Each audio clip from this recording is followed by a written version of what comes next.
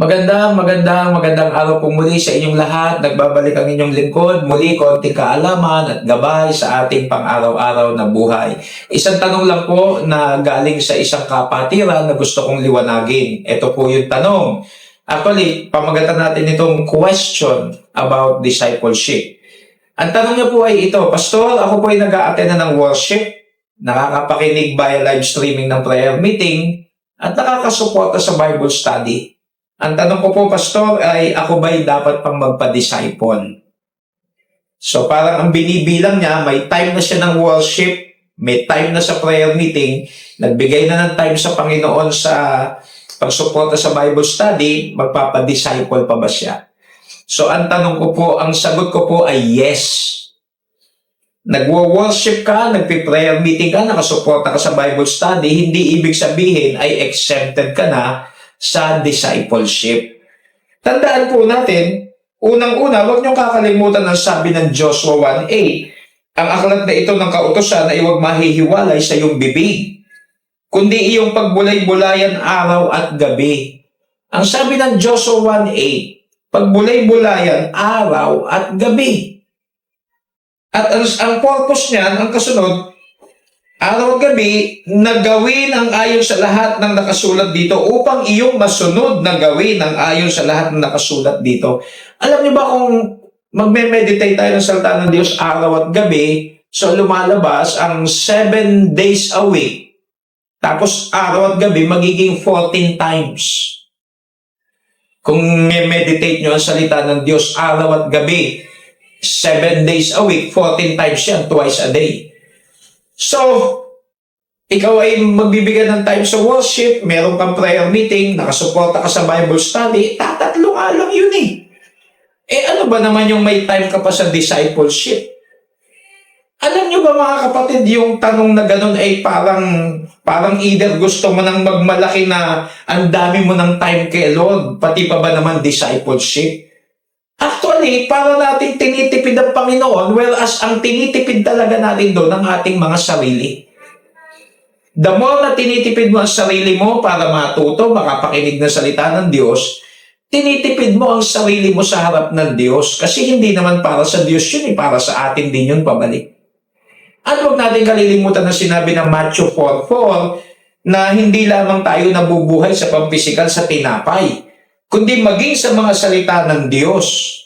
Kaya kung i-consider natin na yung pakikinig spiritually ay pagkain ng ating kaluluwa, so gusto mo kumain ka lang sa isang linggo ng worship, prayer meeting, Bible study. Yun lang ang pagkain mo, whereas kung pampisikal na pagkain, 3 times a day. So kung ako tatanungin nyo, ganito lang po yan. As we have therefore opportunity, let us give our best to be discipled by someone. Kung may time naman ako, kahit pa nakapag-prayer meeting na ako, nakapag-worship na ako, nakasuporta ako sa Bible study, kung may bakanting time ako, dapat willing pa rin akong matuto at turuan ng iba para ako'y patuloy na tumatag, lumalim, tumibay sa harap ng Panginoon. Kumbaga, huwag nating tipirin ang ating mga sarili sa pakikinig ng mga salita ng Diyos. Kung meron namang opportunity, may time, may chance, bakit natin titipirin?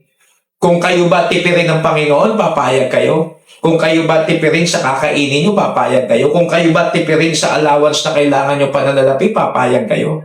Diba hindi rin? So I hope maintindihan natin. Yaman nga lamang ay either yung tanong, baka wala na kasi siyang ibang time. So kung wala ka ng ibang time, at least nag-worship ka, nag-prayer meeting ka, nakasuporta ka sa Bible study. Pero kung yung tanong ay parang sapat na yun, hindi ka na i-discipleship, ay hindi po.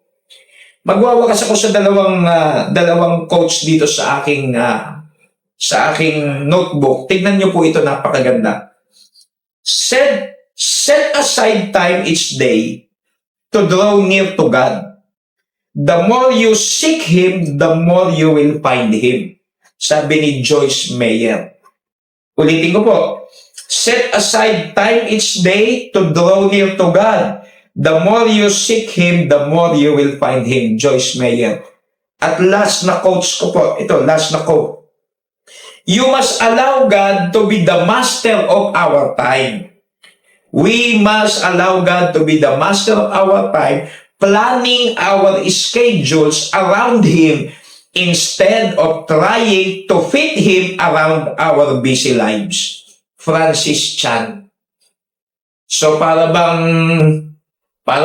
Panginoon, busy ako, pipilitin mo na lang na ma-input kita rito. Grabe naman yun, ano? Parang ang laki namang insulto nun sa Panginoon. Rather, sa busy schedule natin, una ang Panginoon dyan, una ang time niya. Okay? We must allow God to be master of our time, planning our schedules around Him instead of trying to fit Him around our busy life. Francis Chan. So kung kayo nagwo-worship na, amen. Nakasuporta sa prayer meeting, amen. Kayo ay nakasuporta sa Bible study, amen. Pero hindi po masama na kayo umattend din at magpa-disciple pa. Para, kumbaga, lagi tayong okay kay Lord. Okay? So hanggang dito na lamang po ako. Ito po ang inyong lingkod, ang Peking Kano.